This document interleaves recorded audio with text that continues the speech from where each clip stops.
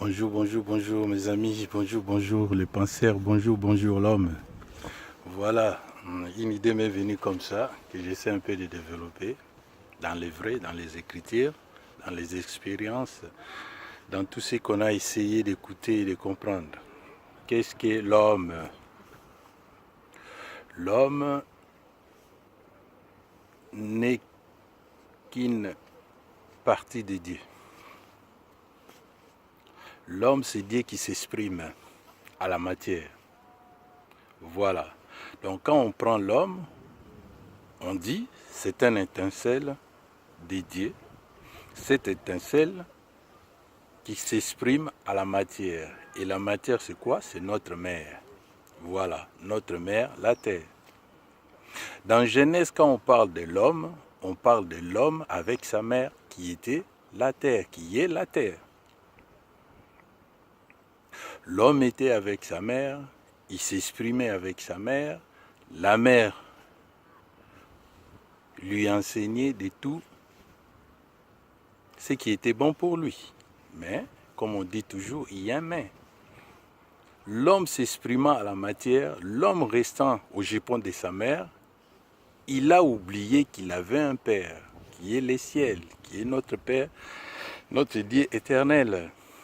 Et par les temps, le Fils du Père est venu pour rappeler à l'homme qu'il ne devait pas toujours oublier, qu'il ne devait pas toujours oublier qu'il était de Dieu, qu'il était du ciel.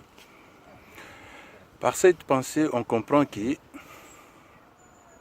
l'homme n'est pas fait pour vivre éternellement sur la terre. Toute chose qui vit dans la matière est illusoire. Toute chose qui est liée au facteur temps est illusoire. Il est dit, l'homme a été créé dans les jardins d'Éden. Il vivait en harmonie avec la nature. Dieu, il a vu que non, il y avait quelque chose qui n'allait pas pour qu'il s'exprime, pour qu'il soit erré. Il a créé la femme, il a tiré la femme de l'homme. Mais la réalité est que quand on parle d'Adam et Ève, on parle d'une même personne. Ils étaient dans l'homme. Adam, qui veut dire Elohim dans la matière. Ève, c'est la partie matérielle de l'homme. Tout est venu dans l'homme. Pourquoi? Parce que Ève avait regardé dans les néants et le néant est venu en lui. Ça signifie quoi? Ça signifie, c'est par le pichisme que tout est créé. Quand on parle d'Ève, c'est l'homme qui s'exprime dans le pichisme, dans le mental. Et quand on parle d'Adam, c'est l'homme qui s'exprime par l'âme. Donc l'homme connecté avec les ciels. Donc tout ce qu'on nous apprend dans Genèse, ce n'est que Dieu qui parle. Donc cette histoire-là, cette image-là, on parle de l'homme dans la matière, de l'homme dans le pichisme. L'homme a été créé comme ça. Il vivait en harmonie avec des éléments, avec des l'eau, avec de l'air, avec du feu, avec la terre. Voilà, tous ces éléments-là constituaient l'homme. Il a été aidé par des esprits, patati patata. Tout ça, toute cette jeunesse-là, ça parle de l'homme dans la matière. Voilà. Donc pour comprendre l'homme, il faut toujours voir son origine. D'où vient l'homme? L'homme, il vient de Dieu. Si vous voulez définir l'homme, l'homme c'est un étincelle de Dieu. Il sera erré que les jours où il sera dans sa demeure éternelle. Voilà. D'ailleurs, c'est ça l'histoire de l'enfant prodigue. Les retours vers le Père. Tous les saints, tous les mystiques l'ont dit. On peut prendre l'exemple de Jésus, il l'a bien dit. Mon royaume n'est pas de ce monde. Le royaume du Père ne peut pas être de ce monde. Pourquoi? Parce que ce monde-là est lié au facteur temps, le Dieu de la terre et les temps. Si Dieu est éternel, si les anges sont éternels, si l'âme de l'homme est éternelle, comment il peut vivre ici sur terre dans la matière? Non. Donc quelque part, il faut que l'homme accepte la mort.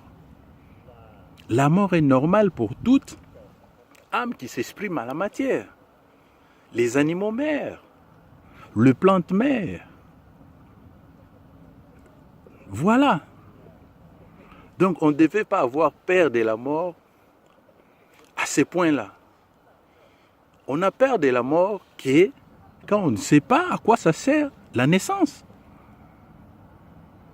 Aujourd'hui, on parle de la vie éternelle, d'accord. Le paradis sera sur terre, d'accord. Bon, dans ce paradis-là, critiquons un peu. Comment l'homme va vivre? Il ne va plus vieillir. Il ne va pas manger. S'il va manger quoi? Parce qu'il va... Quand on mange, on tue. Donc la mort est toujours là. Si les animaux vont se sacrifier pour l'homme, donc la mort est toujours là. Si notre respiration, l'air qu'on respire là, on respire l'air. L'air aussi, c'est des êtres. Ils vont se sacrifier pour l'homme. Donc la mort existe toujours. Voilà. Il faut qu'on essaie un peu de développer pour comprendre un peu cette réalité-là. L'homme n'est pas de la terre. L'homme, il est du ciel. L'homme sera heureux que le jour où il rentrera dans sa demeure éternelle, qui est le ciel, auprès du Père, quand il rentre dans l'océan, dans l'océan universel. Tu ne peux jamais être heureux dans la matière, non. Faire des groupes de prière, faire des miracles, faire tout ce qu'on fait là, ce n'est que psychique, ce n'est que mental. Ça n'a rien à voir avec l'élévation spirituelle. D'ailleurs, on a beaucoup de preuves. On a beaucoup de preuves. Restons dans la Bible. Les apôtres de Jésus, ils faisaient des prières. Ils guérissaient les malades. Ils faisaient tout ce qui était à leur pouvoir. Mais quand on voit Philippe qui demande à Jésus de lui montrer où se trouve le royaume, on devait se poser aussi des questions. Philippe n'était pas bête pour poser à Jésus cette question-là. Voilà.